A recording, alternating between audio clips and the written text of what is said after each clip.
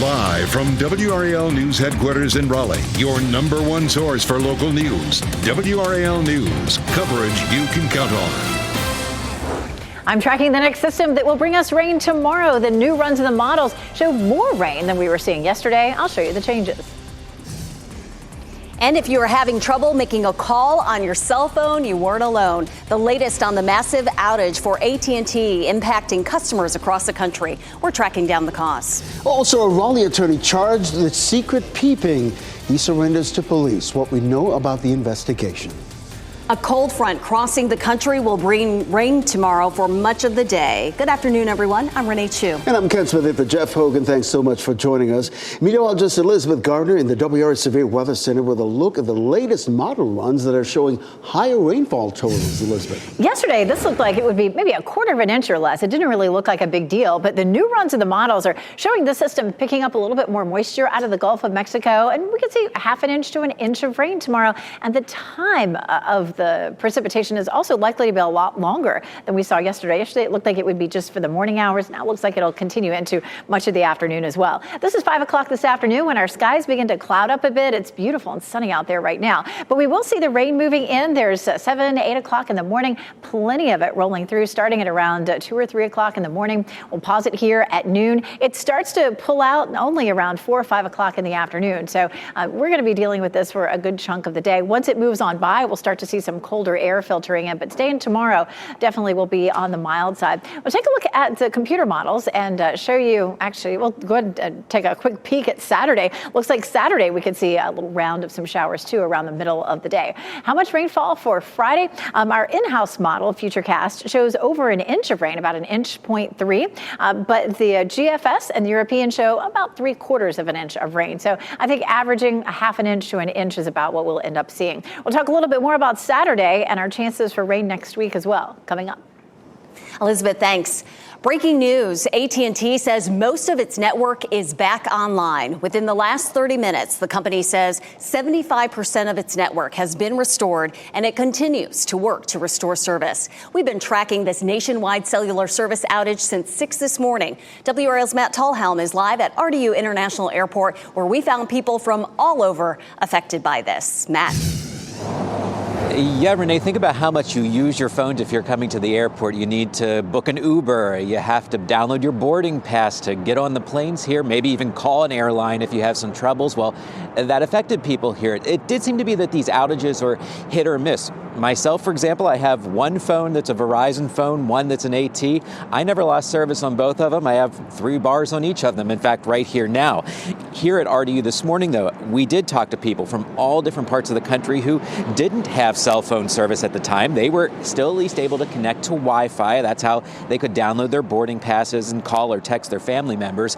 According to Down Detector, which tracks these cellular outages, about 59,000 AT&T customers are without service across the country right now, and that is an improvement from 70,000 earlier this morning. Customers who have AT&T and its prepaid service Cricket are the ones most affected by this, but there have been reports of outages as well on Verizon and T-Mobile. I got up today and my AT&T, my phone wasn't working. I got no internet connection, no data connection. It keeps telling me I'm not connected to the network and I need to connect. Luckily, I had Wi-Fi. But getting to the airport in Atlanta, went to get into my Delta app to get my boarding pass and had SOS and couldn't log in. So.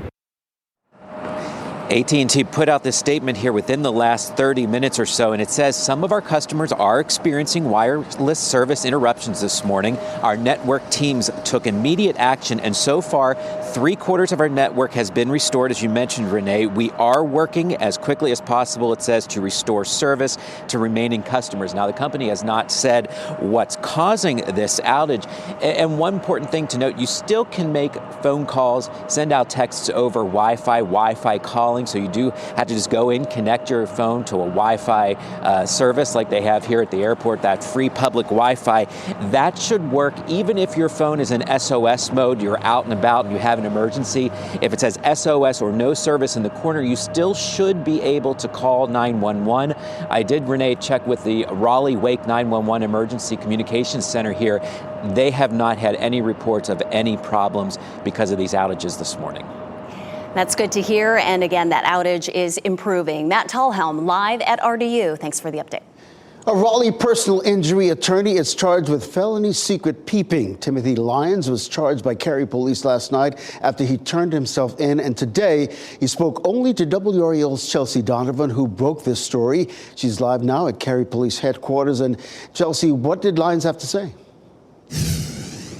Yeah, so first off, we should tell you that I'm told by Cary Police that Timothy Lyons came on his own free will and accord to the Cary Police Department last night, and he simply asked to speak to an officer. He was then handed over to a detective, and that's when we understand he was taken into custody and charged with felony secret peeping. Now, let's go through the charges. 31-year-old Lyons was booked into the Wake County Jail. He promptly bonded out, though. His bond was $5,000. Now, the warrants claim that he secretly used an iPod to create a pornographic image of a juvenile underneath or through the person's clothing for the purpose of viewing the person's body or undergarments without that person's consent. Now, I went to his home today in Cary to speak with him. Take a listen to what he had to say. I would prefer not to give a statement. Okay, you are charged with a felony. I am, and I've never had issues of this sort before. Now, you'll see more of our interview with Attorney Lyons coming up in our later evening newscast. We should mention he did work for Hardison and Cochran Attorneys. They're an attorney firm on Six Forks Road in Raleigh. We've reached out to the partners of that firm to get comment. As we noticed this morning, his profile page was still up on the firm's website, but it has promptly been taken down. We should also mention Timothy Lyons is due in court today at 1:30 for his first court appearance. Chelsea Donovan live in Cary. Chelsea, thanks. Well, safety in Durham takes center stage at today's city council meeting. One topic up for discussion is bringing back ShotSpotter. That's the technology that detects gunshots. Officers are pushing to bring back that technology, while others have concerns. The 3-year contract would cost more than $650,000, money officers say would be well spent. Recent data shows ShotSpotter helped police respond 88 seconds faster in areas it was installed compared to the year before. Some residents are concerned about privacy and over-policing. As the state Supreme Court held its 5th hearing on the historic Leandro case in the past 30 years, advocates for education and civil rights rallied outside on Capitol Square. That's where WRAL Capitol Bureau Chief Laura Leslie joins us live with what they're asking for. Laura. It's pretty quiet right here. Of course, they're just cleaning up. But just an hour ago, hundreds of people were here on the south side of Capitol Square, hoping that their message would get through across the street to the state's highest court, which is, I think, still hearing this case. Advocates and supporters say they are tired of waiting for the state to make good on its duties to public education. Ever since the Supreme Court, there we go. Ever since the Supreme Court ruled in the 1990s that the state was constitutionally required to fully fund a sound basic education for every student, lawmakers in both political parties have challenged the ruling and court and have never fully funded it. In 2022, Democrats on the state Supreme Court ruled that the judgment applies to every county in the state, not just the handful of counties that initially sued. When Republicans took the majority on the court this year, they agreed to reconsider that decision, a very unusual move. Attorneys for Republican lawmakers say the Leandro ruling should apply only to the counties in the original case. Outside, advocates called on the court and lawmakers to stop stalling and provide adequate funding for all counties now. Madalo Bean is an 8th grader from Wayne County. With the money that Wayne County could receive, my school could have done so much. Maybe we could have gotten rid of the mice in my 7th grade math teacher's classroom. Hell no, we won't go until they... Advocates say they're concerned the Republican majority on the court could go further in its ruling to undermine the original decision that the state is required to fully fund education. We'll have highlights from inside the courtroom coming up for you at 4. Renee? Laura Leslie, live in Raleigh. Laura, thank you. Today, Governor Roy Cooper issued the following statement as the North Carolina Supreme Court hears arguments in the Leandro case. It reads, in part, public school children are at the most important crossroads in our history. Will our Supreme Court be courageous enough to protect those children, or will it once again protect the power of the politicians? Our WRAL documentary team has done a lot of work on the Leandro case over the years. You can watch the full documentary, Leandro, the case for a basic sound education. It's on WRAL.com. Just search documentary. And happening right now in the WRAL Live Center, Hadia Broadbent, an HIV/AIDS activist, has passed away. She was 39 years old. Her family did make the announcement on Facebook late Tuesday night. Hadia was born with HIV, and she was officially diagnosed with HIV at 3 years old with advancement to age. She is considered a pioneer as the first African-American youth to speak out against the epidemic. Magic Johnson also paying tribute to her today, saying on his social media, thanks to Hadia, millions were educated, millions of stigmas were broken, and attitudes about HIV and AIDS were changed. I remember her well. She was quite the advocate, even as a little girl. Well, today, Durham public school leaders are expected to make a decision about how to address the district's pay concerns long term. The board is considering different options to give classified staff raises and restore salary steps that were taken away from employees. The dispute over pay issues disrupted class schedules in Durham several times in recent weeks. Well, last week, school leaders agreed to create a panel to give employees a greater voice in the decision-making process. Today, the members of that group will be chosen. Looking ahead to tonight at 6, for the first time ever, 8 women who worked and learned in Poe Hall and were later diagnosed with cancer speak out.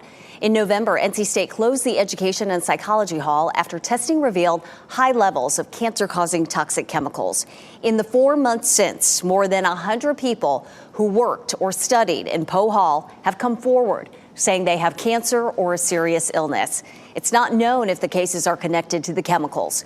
NC State hired a consulting firm to do more testing on the building. Yet many of the people with cancer say the university won't respond to them when they ask for guidance. I feel strongly that the university needs pressure to handle this situation swiftly and with a lot of care for the people involved. Tonight at 6, Keely Arthur talks with the women of the Wolfpack and has a closer look at the breakdown types of cancer reported in people who spent time in Poe Hall. And back here in the WRAL Live Center, following some breaking news in Durham, I want to take you live out to Durham, where there appears to be a crash involving a Durham police car and also a white minivan. These are live pictures of the scene right now. This is the intersection of Mangum Street and Morgan Street. You can see this white minivan with heavy damage to the front. That Durham police cruiser appears to have crashed into that building. The whole intersection is closed. There are lots of police there on scene trying to figure out how this happened, if anybody was hurt. As soon as we get more information, I'll bring it to you from the Live Center. All right, coming up, a vehicle recall to tell you about this noon hour. Why Toyota is recalling several car models, including the Toyota Tundra. Also, workers at the Eiffel Tower in Paris remains on strike. The workers' demands and how this is affecting tourism at this popular attraction. And an apex intersection, once considered high risk for drivers, has a new look. We'll show you some of the safety changes drivers will notice. Keep watching WRAL News over the air Channel 34 and Spectrum Channel 1257.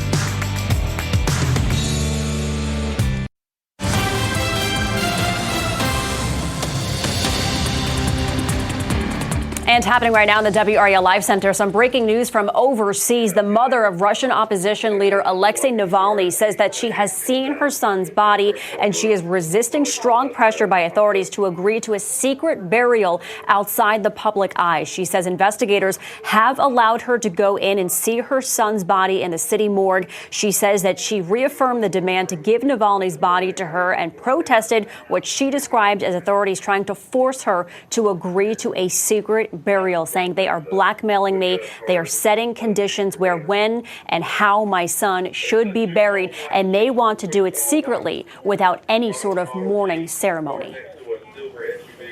Michelle, thanks.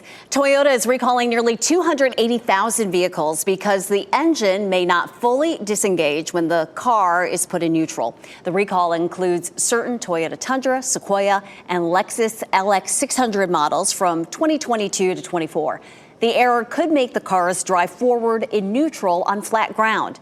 The company says it will send out notices by late April and update the software for the transmission. The parents of Gabby Petito reached an agreement with Brian Laundrie's parents to resolve a civil lawsuit. The lawsuit claimed Laundrie admitted to his parents that he killed Petito before coming home alone from a cross-country trip. The lawyer representing the Petitos say all parties reluctantly agreed to the settlement. The attorney representing Laundrie's parents said they look forward to putting this matter behind them. The terms of the agreement have not been released. Tourists to Paris can't climb the Eiffel Tower right now because the iconic landmark staff is on strike. This is the fourth consecutive day of the strike. Union members say the city hasn't budgeted enough money for maintenance on the monument ahead of the Olympic Games. They say that could put visitors at risk. Tourists who specifically wanted to visit the Eiffel Tower are understandably disappointed. You come to France to experience all these landmarks, and coming here, not knowing about the strike, it puts a downer on the holiday, as well as the weather. But yeah, it is a bit disappointing that we don't get to go up there. Well, the Eiffel Tower welcomes 6 million visitors every year. No word yet on how long this strike could last. And happening right now in the WRAL Live Center, we want to take you back out to that scene in Durham right now where there is a crash at the intersection of Mangum Street and Morgan Street. This is our photographer. I apologize. We are live at the scene here, but he's going to pan over and show you this white minivan with heavy damage to the front here. There's also a Durham police cruiser that has crashed into this building, this brick building that you see. We are working to get more details on how many people were involved in this crash. If anybody was hurt in this crash, as soon as we get any more information, we will bring it to you from the Live Center.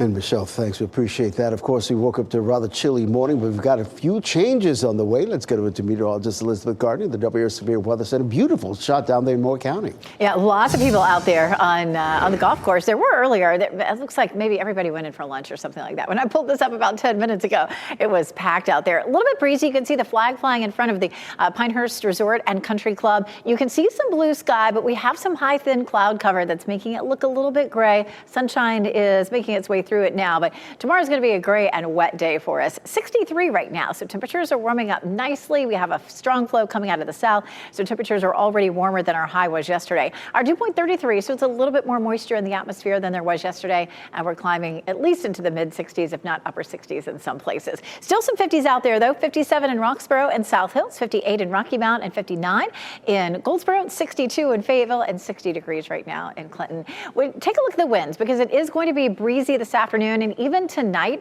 as we see our cold front approaching, the actual wind on the left, the steady wind is coming out of the south at 16 in Southern Pines, 14 in Fayetteville. And then we have gusts in the white box on the right, just in a few places. We're gusting to 25 in the Triangle right now and gusting to 21 up in Roxborough. So it remains a breezy day. Our winds will be steady at 10 to 15 through the afternoon. Notice how that goes up a little bit overnight.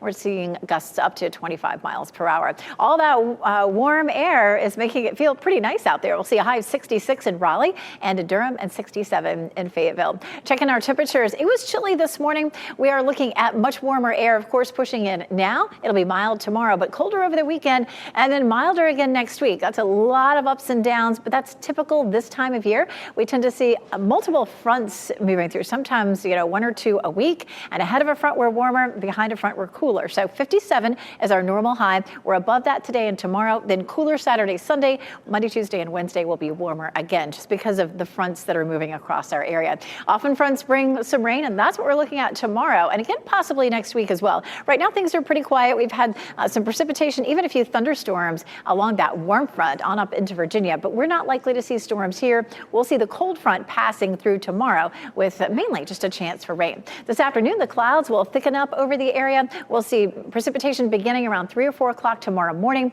It'll come through in waves at 7 o'clock, looking at mostly the I-95 corridor, but it may lift back up across the area on and off through the morning. Most likely it will start to ease up a little bit right after lunchtime, but we could still end up seeing a few isolated showers, even from say 4 to 5 p.m. After that, our skies start to clear out. What's our percentage chance of rain for tomorrow? A little less up around Roxborough, South Hill, Durham, 60 to 80%, but for the rest of us, looking at a 90% chance of rain tomorrow.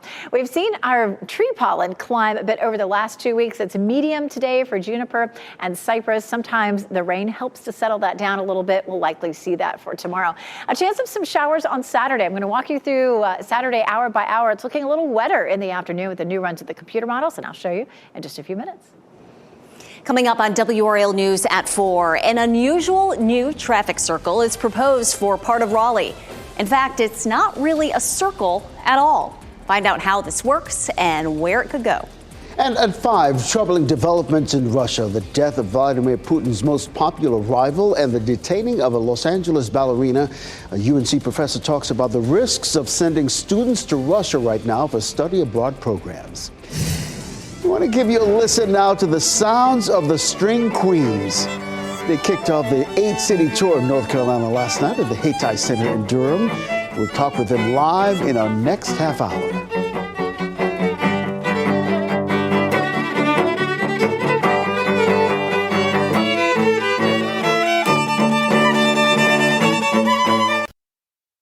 Well, Google is pausing its Gemini artificial intelligence image generation feature after saying it offers inaccuracies in historical pictures. The image generator tool was launched at the beginning of the month through Gemini, formerly called Bard. Users on social media had been complaining the AI tool generates images of historical figures like the U.S. founding fathers as people of color. Google says it will release an improved version soon. Well, Samsung is bringing AI features to more devices. The options were previously limited to the new Galaxy S24 series, but will soon be available to more users next month via a software update for other phones and tablets. Users will get access to Google's Circle search feature, which allows you to search using gestures like circling, highlighting, scribbling, or tapping.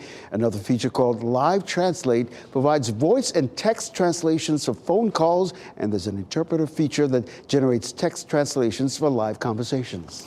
More than a third of American households say they have more credit card debt than emergency savings for the second year in a row.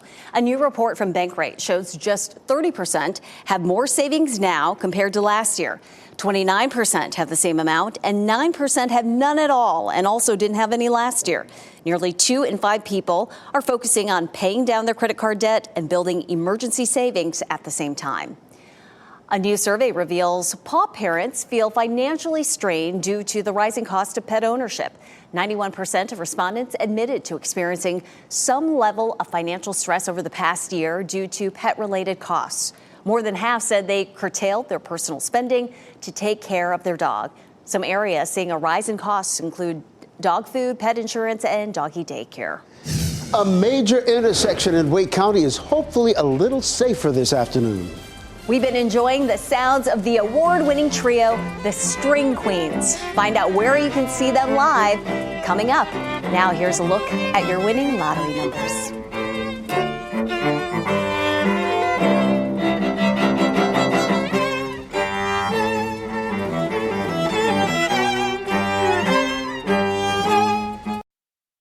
Shot in 4K ultra high definition. Your number one source for local news. WRAL News. Coverage you can count on. All new at 12:30, a major intersection in Wake County is hopefully a little safer this afternoon. WRAL's Brian Schrader is here now with a look at improvements for a busy spot on US 64. Brian. Ken, this is a project that many people in Apex have been waiting for a long time. A signal at the intersection of US 64 and Jenks Road and Richardson Road. And at least part of that signal system is working this afternoon. Here's some video from Sky 5 this morning over that intersection. The signals are now functioning from Richardson onto eastbound 64 and at the U-turn on 64 just east of Jenks Road. This is all at the entrance of that large Sweetwater community that's under construction, and Apex Mayor Jacques Gilbert told me that several crashes there have given that intersection a bad reputation. As mayor, it's one of the intersections I receive a lot of feedback about weekly, and our residents and people traveling through, they actually observe it as a high-risk intersection. So the traffic signal would certainly bring some relief. Now, the rest of the signals at that intersection should be activated next month. And Mayor Gilbert says there is so much construction going on that side of Apex, including a new Coca-Cola bottling facility. They're trying to get the infrastructure to keep up with all of that. The next big project is converting US 64 and NC 751 to an interchange. Construction is set to begin there in 2029, Ken. A lot happening in Apex. Brian, thanks. Well, 2 people are on the run after leading a trooper on a high-speed chase in a stolen car. The chase started last night when a trooper clocked that car going 90 miles an hour on I-40 near the US 70 exit. The speeding car exited on Highway 42 near Clayton. Now, a trooper was able to use a pit maneuver to stop that car on Cornwallis Road in Wake County. 3 people jumped out of the car and ran. One of them, a juvenile, though, was caught. Happening now, ROTC students from across the state are meeting at North Carolina Central University to celebrate Black history in the military. Today is the 4th annual North Carolina ROTC Roundtable. WRAL's Gilbert Bays is moderating the event. It features trailblazers across every branch of the military who broke the color barrier and the glass ceiling, including Secretary Walter Gaskin from the North Carolina Department of Military and Veteran Affairs. If we don't tell the story, we will not have a chance to remember those trailblazers and those that were out there that showed that, one, freedom is not free, but we are also patriotic, and patriotic is colorblind. The roundtable is a part of the African American Military and Veterans Lineage Project. The effort is designed to encourage Black service members to share their stories on platforms statewide. Well, workers at a Starbucks in Durham say the company is giving them pushback after the store unionized in December. The location is the first Starbucks to unionize in the Triangle and the 3rd in North Carolina. WRAL's Kelsey Coffey explains what employees are demanding. Overworked and understaffed. It's like more demands and more demands and more demands, but we're not getting more people. That's what the employees at this Starbucks location at the Renaissance Center in Durham say they've experienced since they became unionized in December. Throughout the process of unionizing, it was kind of like bliss. Everything was getting fixed in our store. Until as soon as we voted, it's like all the support that they were starting to bring in disappeared. Barista Liz Banjo says cutting hours has been an issue too. When I do get paid, my checks are over $300 to $400 short now. Earlier this month, employees protested over problems at the store, reading this list of grievances to management. It includes a demand for a 20-hour minimum work week for employees who rely on access to health care. For individuals who work here, who depend on the health benefits, that's a huge deal. In a statement to WRAL, Starbucks says Workers United has not identified a bargaining representative for the store or made an effort to meet company representatives to begin bargaining a first contract for the store. The National Labor Relations Board claims the corporation discourages unionizing. They've issued 128 complaints covering more than 400 unfair labor practice charges against Starbucks and its retail group, Siren Retail Corporation. Treat us like humans, help us be able to do our job effectively. Workers in Durham are calling for more local stores to unionize. Hopefully they see that we made it out unscathed and that we're in a better position now collectively. And I hope a lot of other stores start stepping up. Kelsey Coffey, WRAL News. Well, today you can learn more about the Future Bus Rapid Transit program in downtown Raleigh. The final meeting of this month about the South Corridor is happening this morning. Today's meeting is happening from 6:30 to 8 o'clock tonight. It's virtual and you can register on the City of Raleigh website. The South Corridor is 5 miles long and will operate from the Go Raleigh station downtown to Purser Drive in Garner. Today kicks off QuiltCon 2024 at the Raleigh Convention Center. Chapel Hill teacher Jenny Robinson won Best in Show using a quilt to talk about gun violence in schools. Other teachers shared what items they would use to defend students in a school shooting. Those answers, images on the front of her quilt, what will we use as weapons, a list of school supplies. On the back, the outline of a person and a red AR-15. In her winning statement, Robinson says, imagine bringing a stapler to a gunfight. A trial is underway to determine if a Texas school's punishment of a black student over his hairstyle violates a new state law. And it's tough to find shoes that fit when you wear size 23. how a teenager got some amazing hand-me-downs from a celebrity giant. If you see news happening or you'd like to share a story idea with us, click Report It in the WRAL News app.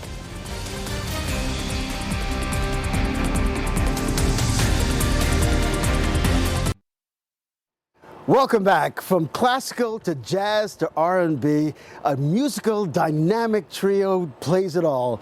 We're so happy to welcome these queens to the WRL Outdoors patio right here. Of course, I'm talking about the String Queens, that is.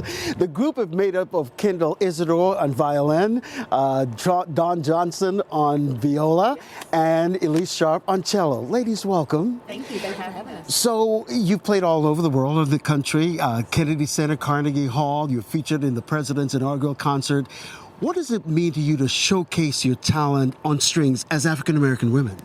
Absolutely. It means a great deal. Honestly, it's our responsibility. It's part of the fabric of who we are as African-American women to not just hold our gifts to ourselves, but to share, right? We think about folklore. We think about how stories and traditions have been passed on, right? That's all a part of the art that we do. So every time we step in front of an audience, we're not just seeking to entertain. It's an experience. We want to bring the crowd in with us. We want them singing. We want them dancing. And that's all a part of the fabric of who we are as African-Americans. So you kicked off your concert here in North Carolina at the Hayti Center. You're back in Raleigh for 2 sold-out shows at the North Carolina Museum of Art. When you hear the love and feel the love after a concert, what does it mean to you? It really means the world to us from the bottom of our hearts, and we can't say that enough. To come into new markets, brand new cities that we've never met folks before, they're taking a chance. They heard about the show from their friend or a church member or a family member, and they're just taking a chance. It is humbling, to say the least. Without further ado, ladies and gentlemen, the String Queens.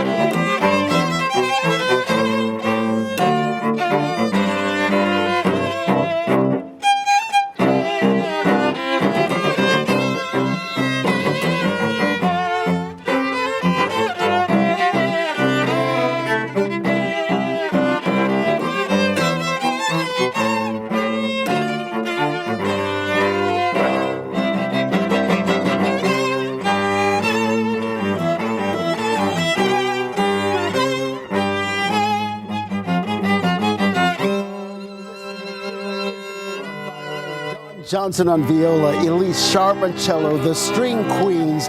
Never fear, there's still free tickets available for Monday night's show at the Cary Art Center, but you better hurry because seating capacity is 20, very intimate setting. For more information on other stops here in North Carolina, just visit stringqueens.com. Such a beautiful rendition of Battle Hymn of the Republic. Oh, we're so thankful they were able to share their gift with us. Still ahead, a rare sighting during a cruise off the California coast. The unusual and enormous fish for those lucky passengers who got to see it firsthand.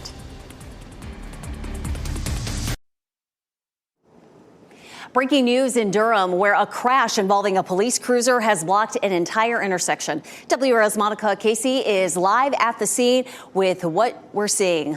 Monica. Renee, we are still working to learn what led up to this, but this is a pretty staggering sight here downtown. You can see this Durham police cruiser in the side of the building here. This is Indian Monsoon Restaurant and Bar. It's a popular downtown restaurant here in Durham. There is broken glass and pieces of that car all over the street here. The hood of the car completely smashed up on top of the glass. It looks to be another car that also was impacted by this crash here, this white minivan. That hood is completely crumpled, the front bumper hanging off. We are working to learn the condition of the people who were in the minivan. We did see the driver of the police cruiser taken away by ambulance. Now, of course, this intersection is closed, but there are traffic impacts all over downtown from this. If you're on Holloway Street, it's closed at Roxborough. That's a little bit further up this road here. Of course, this intersection is closed as well. And if you come with me this way, even further down this way, West Seminary Avenue and Mangum Street are closed down here. So this is a busy area of downtown. It's a busy time of day, a lot to be aware of if you are driving in this area. We are still working to learn more about the condition of everyone who was involved in this crash. Renee. Looks pretty serious. Monica Casey, live in Durham. Monica, thanks. A federal court case involving hair discrimination began today in Texas. The case centers on Daryl George, who had been growing his hair in locks for years. The school district said his hair violated its grooming code. Community leaders and civil rights activists protested ahead of the trial. George's family filed a civil rights lawsuit against the governor, attorney general, and the school district for violating the Crown Act. How racist are you? You know what I mean? How are you going to be over the educational system for children with those type of ideologies? In a counter move, the school district filed a lawsuit seeking clarification on whether its dress code restrictions for boys' hair length violate the Crown Act. And let's take a look at downtown Raleigh right now. We have some hazy sunshine out there. It sure is pretty. Meteorologist Elizabeth Gardner tracking our temperatures and also the rain that we'll see tomorrow. Elizabeth. We are looking at rain starting early tomorrow, so it's a great afternoon to spend some time outside. Temperatures are feeling nice and blue sky here. Some high thin clouds certainly, but boy, look at the blue sky here in Durham. And we got the soccer guys out there on the lawn in front of the D-Pack. I feel like almost every noon that the weather is good, they are out there. And, you know, we haven't had rain in a long time. They've had a lot of opportunities to be out there. The last rain that we saw at RDU was February 13th, and it was just a little over half an inch. We, at one point, just a couple of weeks ago, had finally erased all of the color off of the drought monitor map. But this week, we are back to yellow. Yellow means abnormally dry, and we're seeing that just east of the triangle from Fayetteville up the I-95 corridor and on closer to the coast. I think that the rain that we'll end up seeing on Friday will be helpful. We'll also look at the potential for some more unsettled conditions by next week, and that may help our drying conditions. Here's what's happening right now. Our flow's coming out of the south, warming up our temperatures. We're seeing some moisture starting to feed into this system, so there is some rain, even a few thunderstorms along the warm front, but it's the cold front that will come through our area. As it swings eastward, it'll grab up some of that moisture and bring it here by tomorrow. Let's take a look at Futurecast. We're on the clear-ish side right now. We'll likely have more clouds that roll in between 4 and 5 o'clock. We are dry this evening. By 2 or 3 o'clock in the morning, we start to see the rain rolling in. So it is going to be a wet commute. We'll pause it there at 8 o'clock. The lightest amounts of rain will likely be in our northern counties, but from the triangle area southward and eastward, we're definitely going to see some rain out of this system. Notice it's a little heavier in spots. Every once in a while, we're looking at yellow to orange color contours there, and it's not likely to be out of here until closer to the evening commute. Once it all moves on out around 4 or 5 p.m., we'll start to see some clearing. Then we'll cloud back up again. Another front comes in on Saturday. By lunchtime, we start to see this band of rain moving through, and this may be slightly overdone, but certainly the front will come through. It'll bring us a few scattered showers during the afternoon. I'm not sure it's going to be as heavy or stick around as long as this version of Futurecast is showing, but certainly looking more and more like we'll have some rain, at least some scattered showers on Saturday afternoon. How much rainfall for Friday? It's likely to be anywhere from 1/4 of an inch around Roxborough to an inch in Raleigh, and close to that in Goldsboro around Southern Pine. So, 1/4 of an inch to an inch and a half, or half an inch to an inch in a lot of places. And then we'll add a little bit more to that on Saturday, but not a whole lot, it doesn't look like. Temperatures cool down this weekend. Highs will be in the mid-50s Saturday and Sunday. And we're looking at, of course, some warmer temperatures for next week. 72 on Tuesday, 77 Wednesday. We have a 30% chance for both of those days. We're watching that closely and be able to time that out a little bit more as we get into early next week. We'll be right back with your top stories.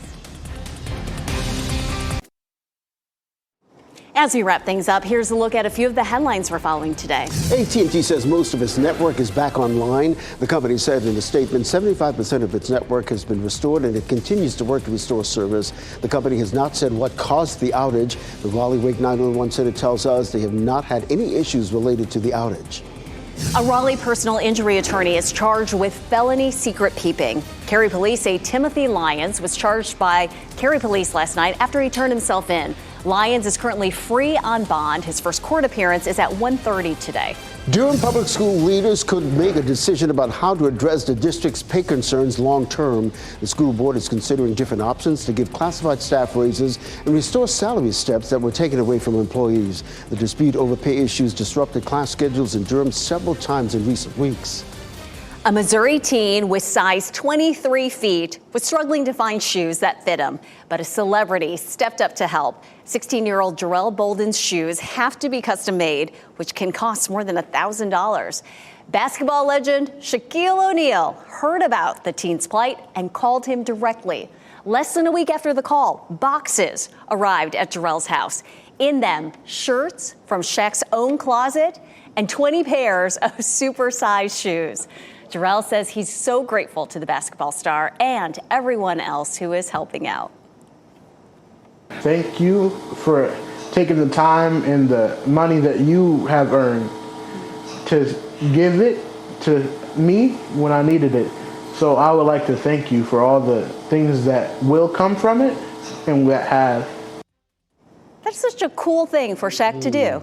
The problem now, Shaq is a size 22 and Jarrell is a size 23 and growing. Jarrell's mom created a GoFundMe page that has raised $11,000. She says the shoes from Shaq will help for now, and the money people have donated will pay for shoes that Jarrell will need in the future. Yeah, and he's still growing. Whoa, Amazing. size 23. Listen, a rare treat for people on an island cruise off the coast of Santa Barbara, California. Within minutes of the cruise, the education coordinator aboard the boat saw fins in the water. It didn't take long for her to realize those were no ordinary fins. She and her colleagues started snapping photos because they were the fins of basking sharks. It was so incredibly special because the sharks are on the International Endangered Species list. Basking sharks can grow to 45 feet and weigh up to 10,000 pounds. Now, for comparison, the boat those colleagues were on, 28 feet long. These were probably in the 25-foot range. So they're the second largest shark on the planet. They're so beautiful. They look prehistoric. Wow. Basking sharks are more passive than their great white and tiger cousins, feeding on plankton with their massive mouths. An unforgettable experience. Wow. Our pet of the day comes to us from the SPCA of Wake County. Nala has been featured before and really wants to find her forever home. She's about 5 years old, weighs 33 pounds. Nala was rescued after she was found tied up outside on 1-foot-long chains and left to starve with no food or water. The SPCA's mission is to find her a loving family so she can live the life she's always deserved. And once she feels safe, she'll reveal her sweet, gentle disposition and her playful side, too. So contact SPCA of Wake County if you'd like to meet Sweet Nala. Well, coming up in our news starting at 4, warning from the FDA while the agency says you should not use your smartwatch or smart ring to measure your blood sugar level. NBC News Daily is next on WRAL, your next local news update in 30 minutes. You can get breaking news updates anytime with our WRAL News app. Soak up the sunshine and have a great day. We have rain coming tomorrow. Keep watching WRAL News over the air Channel 34 and Spectrum Channel 1257.